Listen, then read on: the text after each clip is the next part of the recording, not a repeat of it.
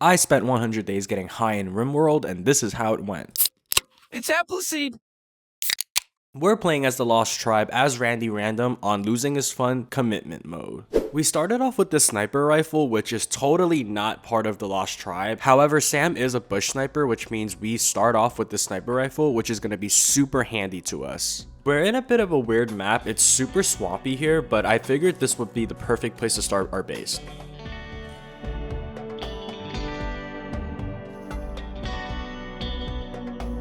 I noticed this lake towards the right of the map, and this would be the perfect place to start a fishing zone so we can start generating food.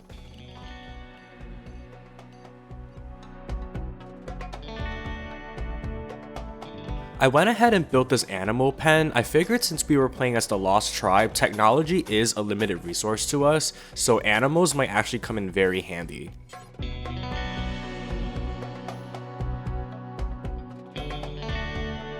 I want to start researching electricity right away so that we can build a fridge and keep all of our food stored safely. We got our first raid and it's just a single colonist holding tox grenades, so I don't think it's going to be that big of a threat because Sam does have a sniper rifle, so we'll be able to shoot him from afar.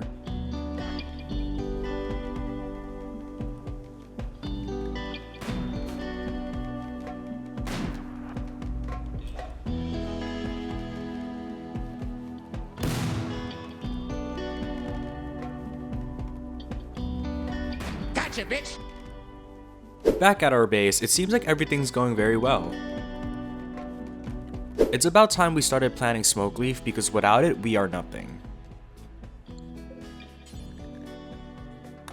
We're also going to plant some rice because we are running low on food. And since we've been here for a while, we're going to name ourselves the Nation of the Cove, and our community is known as Caro.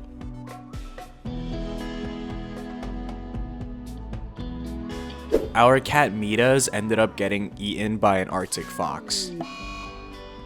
A timber wolf is also hunting down our fennec fox named Hope. I don't know what's going on with these animals here. Sadly, it was bonded to Sam, so Sam is gonna be upset for a few days. It's time to pick our spiritual leader, and we're gonna make Sam the leader just because Sam has the best stats out of everyone in this colony.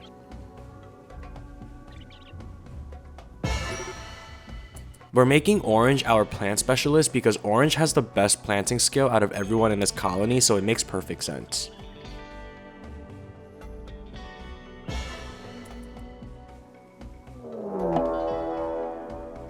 We got our second raid and these two guys just have knives, so it's not even an issue for us because Sam does have a sniper.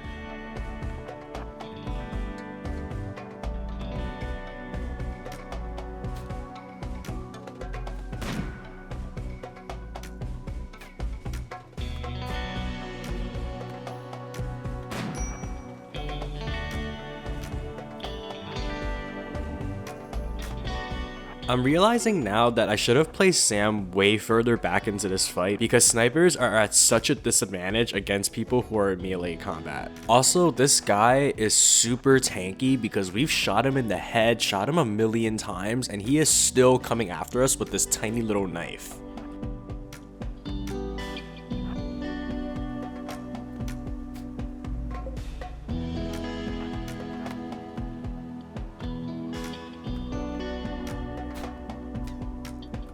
Get away from me! We're gonna have to bury all of these dead bodies because we don't have electricity to run a crematorium yet. As you can see, we're still researching our electricity and we're almost done. Natural Brinka has been added 24/7 since we started. Well, not really 24/7, but pretty much every day. I also didn't realize it was like 100 degrees outside, so we're gonna have to build this cooler to keep our colonists happy while they're sleeping. This time it's 3 wolfmen chasing after us. They do have knives, so it's not that big of a threat, but it is 3 of them now, so I do have to be a little more cautious.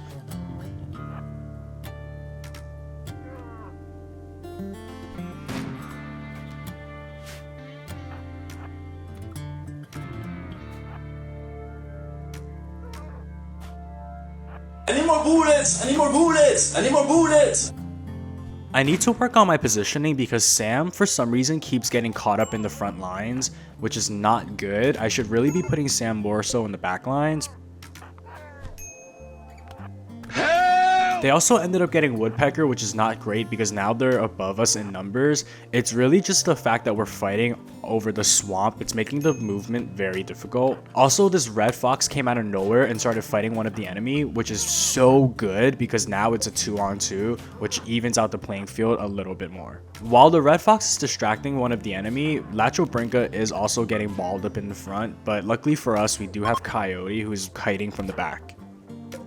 At this point, the enemy started fleeing, but we're not going to let them leave because they caused so much damage into our base and took out 3 of our guys, so we're going to take him out for sure.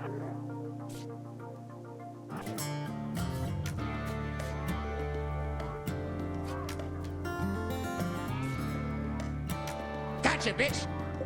We're going to tend everybody back up to health. Unfortunately, we don't have a great doctor in the colony. I mean, we are tribal people, so you can't really expect too much from medical. We should be okay because the enemy didn't really have anything too damaging. They were just holding 3 knives, so the damage they caused was very minor.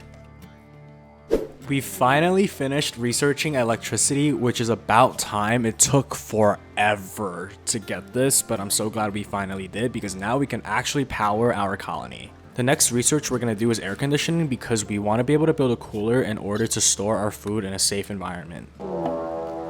We got a manhunter pack of iguanas that we're going to have to deal with. There's about 4 of them making their way to our base.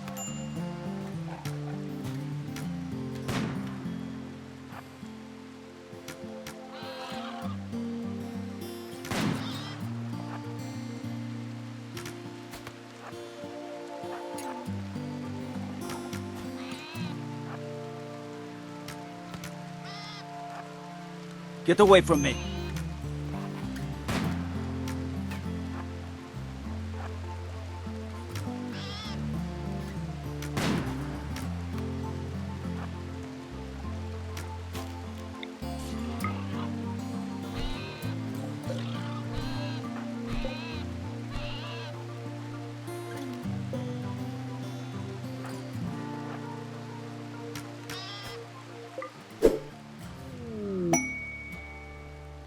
Lachobrinka and Orange are getting married soon, which is super cool, and there's a possibility that they might even have a baby, so let's see how that goes.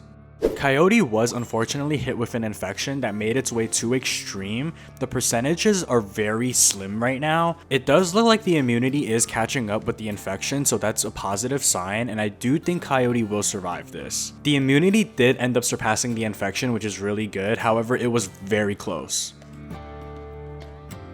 With our air conditioning research almost complete, I want to mine this area out to create space for our fridge and kitchen. I'm also going to build individual bedrooms for each of the colonists just so they don't all have to share one barracks together, because I want to turn that room into just like the general storage area / workshop.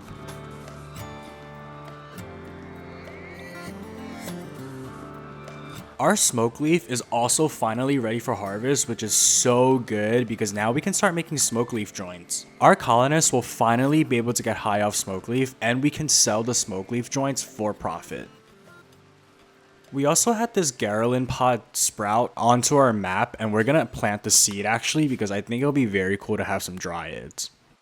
We're going to build this wind turbine right by where our crops are because when you have crops growing, there's going to be no trees that are able to grow. Nothing's going to be able to obstruct the wind. We got another raid, but it's just one guy and he's holding a club, so we sent out Woodpecker to deal with it. We gave Woodpecker our sniper rifle instead because Sam is going through a catatonic break and not moving.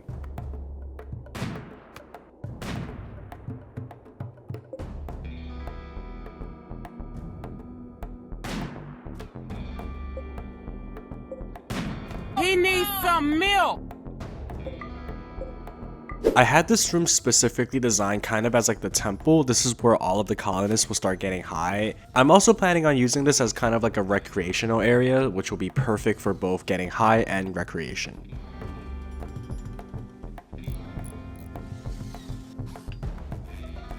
I finally mined out the rocks and I'm going to build our fridge as well as our butchering area and our cooking area here. I connected all three together very closely, but I did separate the cooking area because I don't want it to get dirty, because when it gets dirty, your colonists might get food poisoning. So I'm separating all three areas, one for the fridge, one for butchering, and one for cooking.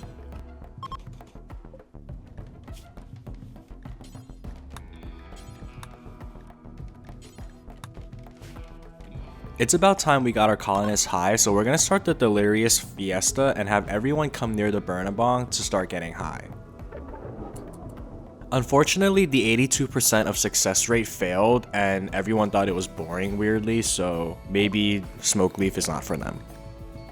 I also went ahead and built this crafting spot, which I'm going to use to make Smokeleaf joints. I built the shelf next to it to hold the Smokeleaf. I really want to get this recreational room started and have all of the colonists be smoking Smokeleaf joints all the time. We're getting attacked by man muffaloes, and living in a swamp is actually very useful because it makes movement a lot harder, not just for my colonists, but also for the animals as well. So we can use the swamp to our advantage and kite around it.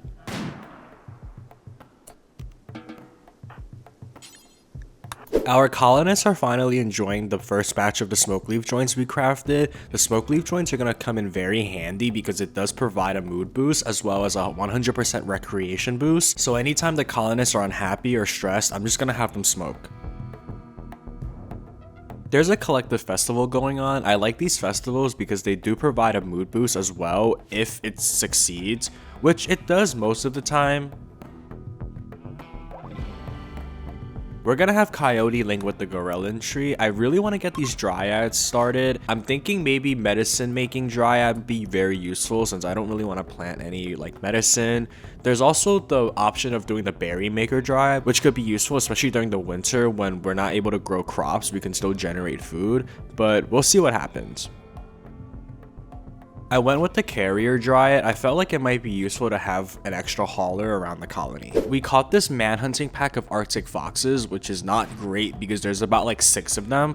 Thank goodness this timber wolf came out of nowhere and started attacking them with us. So it's such a plus that the animals in this map are also helping us out. But this could potentially go very wrong since the Arctic foxes do run very fast and we don't have anyone on the team that does melee.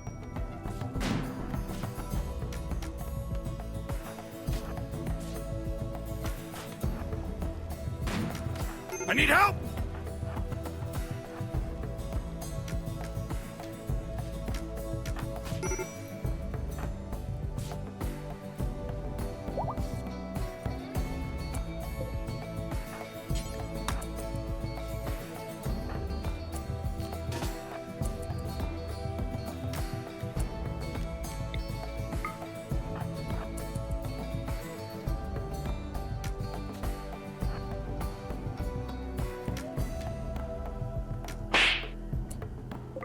These Arctic foxes are doing a large number on us. They ended up downing all 4 of our people, and we have Coyote now running with a sniper rifle, trying to get rid of the last 2.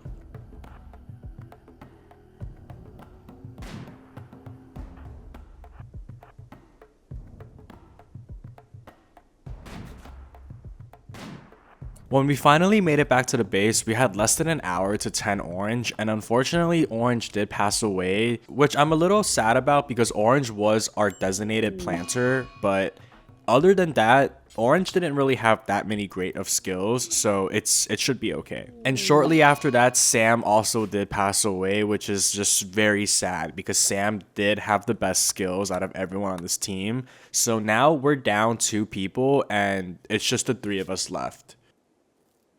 And then shortly after that, Woodpecker ended up getting an infection that we just could not cure because we didn't have any modern medicine. So we lost Woodpecker, which was our only last shooter on the team. So now we're really down bad. And because we lost 3 of our colonists, Latro is going through it and she's just been smoking up all these joints to the point of passing out. And Coyote is now also going on a Smokeleaf binge just because he's also stressed out and very sad about the whole situation. They're just going through it right now, which is so sad and unfortunate, but this is RimWorld and stuff like this does happen and we will bounce back. Coyote ended up catching hypothermia because it is like -9 degrees outside, which triggered the Man in Black event. So now we have a new colonist joining our team, and he does have a level 10 skill shooting as well as level 14 skill social. So he is going to be a great addition to the team. I figured the best way to up Brinka's mood is to lock her in her room and do research. Because she does have a double burning passion for research, it does give her a huge mood boost. I'm just gonna have her get high off Smokeleaf and go do research pretty much 24/7. We're also gonna throw a funeral for our fallen comrades. It's very unfortunate what happened. I cannot believe 6 Arctic foxes were able to take out 3 of our colonists, but it is what it is. Also, Brinka's mood has been slowly increasing day by day after smoking all the Smokeleaf. We're also going to want Banaburo, the Man in Black, to also get addicted to Smokeleaf as well if he's going to be part of this colony. Brinka decided enough was enough and ended up going into a catatonic breakdown, so we don't even know when that's going to fix itself. We got this quest called Accepting a Child, and this is actually perfect because we do need to start upping the population in our colony. We can groom the child into becoming whatever we need them to become to fit this colony. So let's adopt this child. So we have our child now, and they do have some decent stats. They have 5 in animal and decent cooking skill, decent shooting skill, a little bit of a burning passion for social. Unfortunately, they do have an annoying voice, which is gonna piss off some of the colonists, and they do distrust men, which is like, I don't know if that affects anything, but overall, we can shape this child into becoming maybe like a planter or a shooter for the colony, so that the child can be taught useful skills. They're gonna need to be sitting in front of this blackboard and sitting by this desk.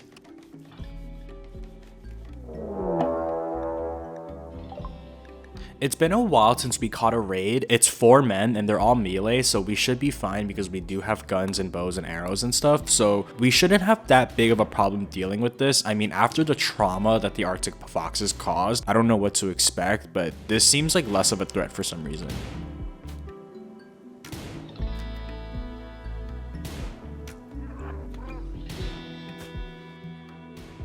Unfortunately, they were able to get Brinka, which is fine because they're not trying to kidnap her or anything, so they're mostly just coming after us, and we're able to kite them using the swamp.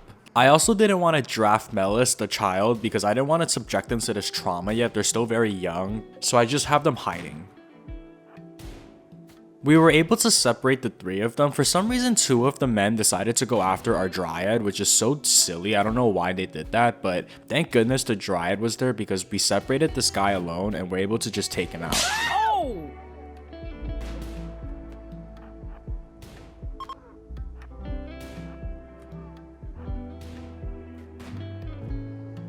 Coyote decided to go on a Smokeleaf binge, which was completely interrupted by Banaburo. With his amazing social skill, he was able to take him out of the Smokeleaf binge, which was so unnecessary because this colony is all about getting high. Melis came across his ancient tech, which is the Mechanator Activator. I did make another video about this, and I won't be doing it this run because this run is primarily focused on Ideology.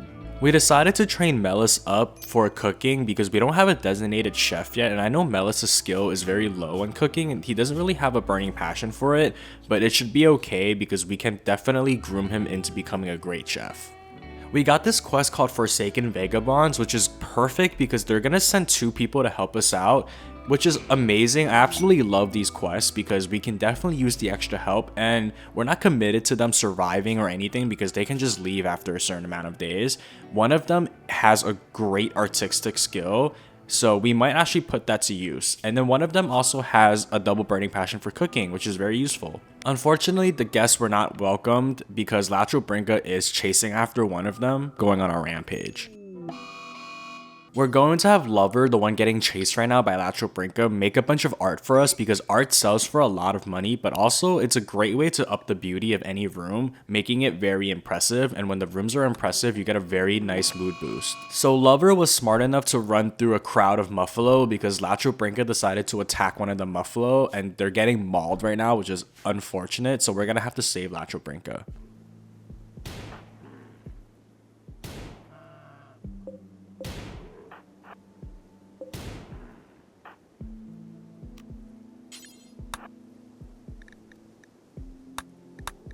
I decided that it was time to do another delirious fiesta just to up the morale and mood of everyone in this colony. What I didn't know was that Melis would take part of this, and Melis is like a 9-year-old child, and so the fact that Melis is getting high right now off Smokeleaf is absolutely hilarious to me.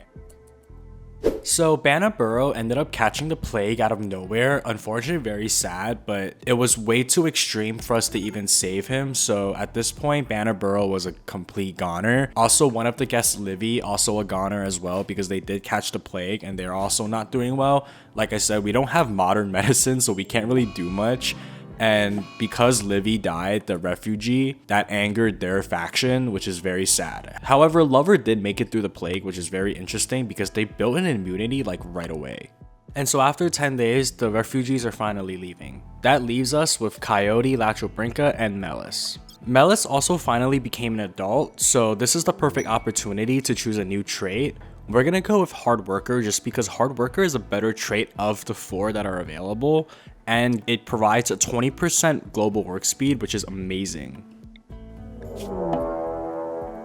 So we caught another raid, and this time it's 3 people holding bow and arrows, which means this is the first time we're getting raided by people using ranged weapons. This could be a little scary, but I'm still confident that we're gonna get out of this just fine.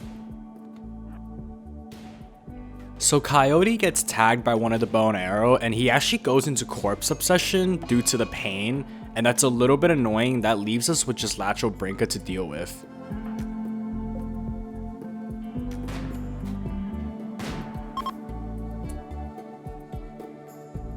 I guess Coyote and Lachobrinka have spending a lot of time together because Coyote proposed to Lachobrinka, who completely rejects him, and this is gonna cause him to be unhappy for a few days. So we just got another quest called Ryan's Drifters. Basically, Ryan and his son, they do need a place to stay due to a flash storm, and this is the perfect opportunity for me to get free help. Because of what happened, we are down bad, and I also forgot to mention we do have Bishop, who's also visiting us as well. It seems like every time we get visitors, they just go on a Smokeleaf binge. I think I'm causing a lot of addictions in this world. I went ahead and deconstructed our animal pen just because we haven't had any success with handling animals this playthrough, so we're gonna build an official kitchen area, and I want to build a little workshop area where we make Smokeleaf joints. I also just discovered this change color feature once I researched advanced lights. I'm not sure if this is a mod or if this is built into the game, but this is such a cool feature and I absolutely love it. So we caught this mad rat followed by a raid. I'm really hoping that the mad rat starts attacking the raiders.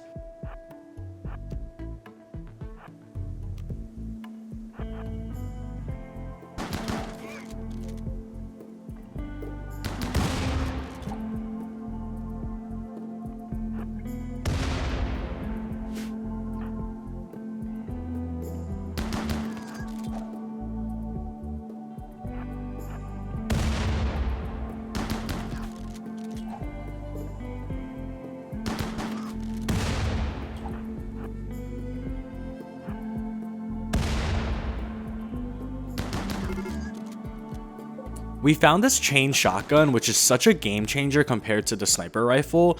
This is such a great weapon because a lot of the enemies we've been dealing with are close range combat and we have to be up and close and personal, so this is such a great solution to that. For some reason, Coyote decided to go on a berserk rampage and he's chasing after Ryan, the guest, and it's really funny because the way he holds up the chain shotgun makes it look like he's ready to use it on him, which could potentially end in disaster.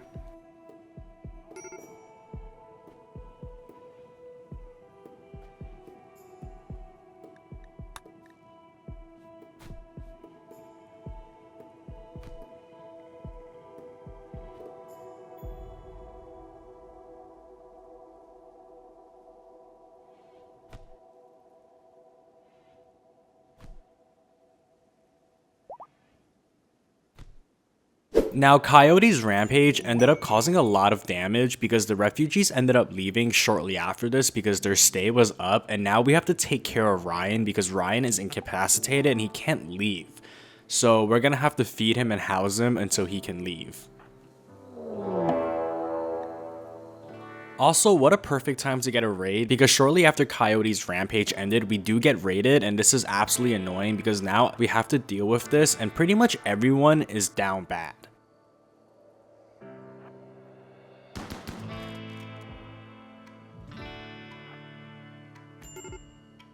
They ended up getting Coyote, which is so unfortunate because they decided to kidnap him right afterwards, which leads us with just Lacho Brinca, and we have to take them out with a sniper rifle. It is up to Lacho Brinca to save Coyote because they can potentially get away and kidnap him, leaving us with just Melis and Lacho Brinca in the colony.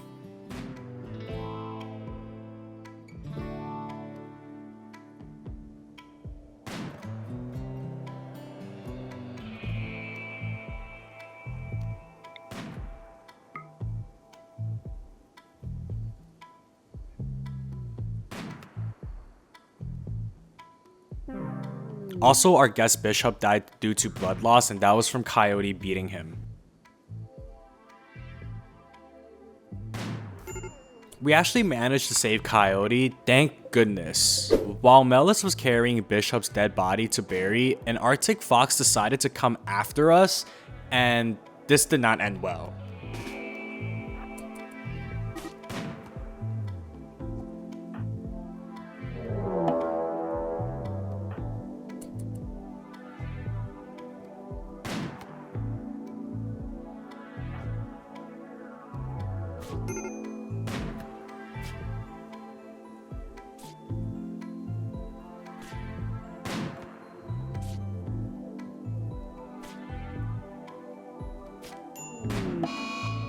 Lacho Brinca's timing could not have been more perfect because she chose to land the killing shot onto the Arctic fox right as Melis died. A brave named Cambier has decided to join our colony, and we're gonna accept them despite not knowing what their stats are, just because we can use all the help that we need right now. We are absolutely down bad. It's not looking good for us. They do have decent melee stat, which is great. I can always send them out into the front lines, kind of as like a meat shield. They also do have good crafting skill, which is okay. We caught this waste pack infestation, which I never even heard of or never dealt with it before, so we're gonna check out what this is, but we're gonna have to deal with it no matter what.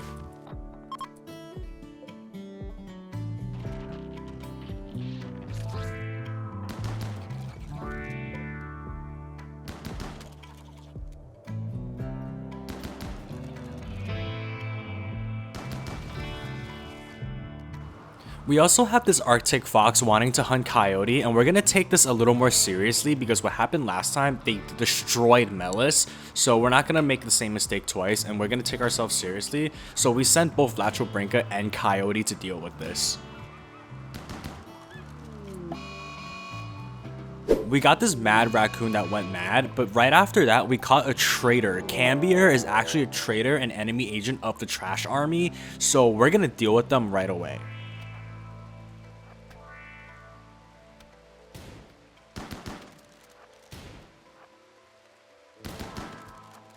We decided to capture them as a prisoner because we can always harvest their organs or do whatever we want to them because they did betray us, and because we also need to send a message back to the Trash Army to not mess with us ever again like that. And so we decided to harvest their right kidney as punishment for betraying us like that.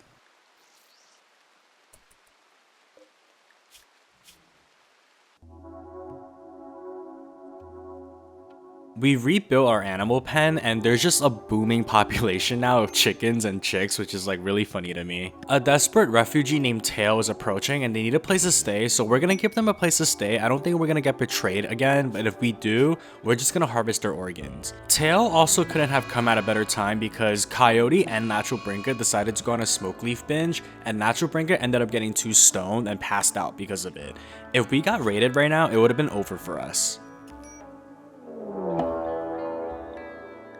So we went to inspect this ship that crashed, and that led us to getting raided right away, which I think is what triggered the raid, but we sent Coyote out to deal with it. It doesn't seem to be too big of a threat just because it's one guy and he's holding a knife, so this is really a non-issue for us. Also, for most of the fight, the guy is just like running away for us for no reason, and I don't know what he's doing, but this made it all too easy.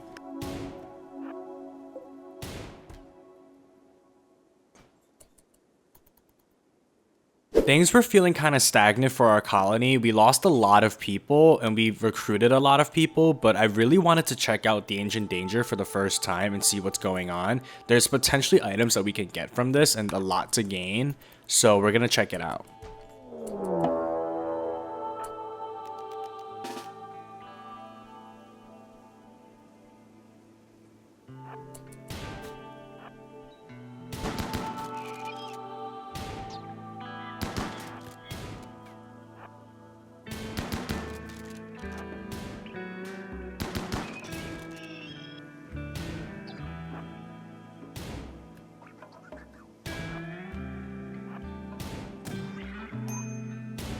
This was getting a little scary for us after Lachobrinka got tagged, so I wanted to separate the Militar away from the pikemen to make this a little easier for us.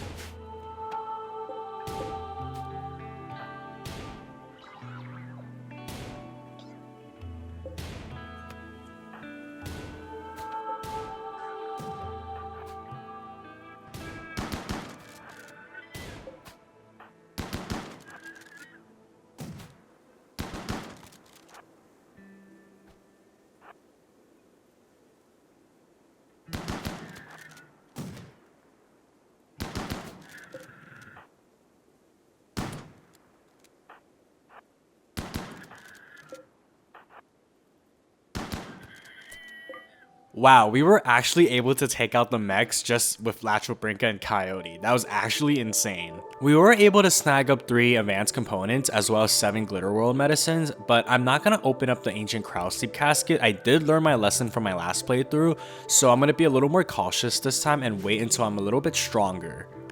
Now, Lachobrinka did end up catching an infection, which is really unfortunate because we don't have anybody with good medical skill to deal with it, despite the fact that we do have good medicine, but it's not looking that good for Lachobrinka. Unfortunately, Lachobrinka did pass away, which is really sad because that leaves Coyote to be the last standing member of his tribe.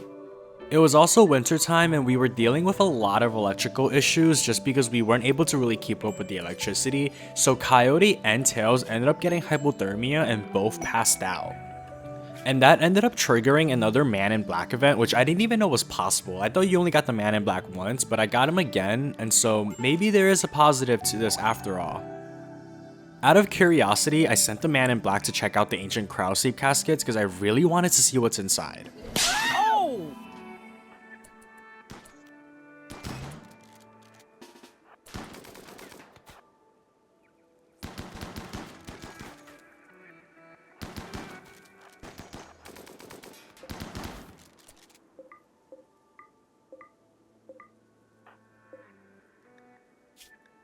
It looked like they were mostly on our side, which is great. We just had that one person that wasn't on our side and they ended up attacking us right away. We can actually save some of the people inside of the ancient Crowsleep, which is really good because they might join us.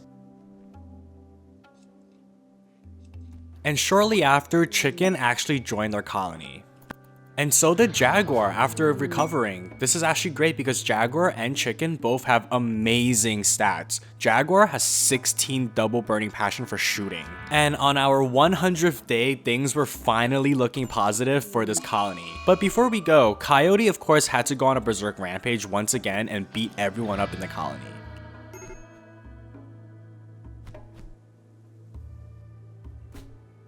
And this has been 100 days of getting high in RimWorld. Thanks for joining us on this epic adventure of getting high for 100 days in RimWorld. We had to deal with raids, we had to deal with animals, we had to deal with the harsh weather, but most importantly, we got to get high off of Smokeleaf. If you enjoyed this video, comment your favorite part, hit that like button, and subscribe, and I'll see you on the next video.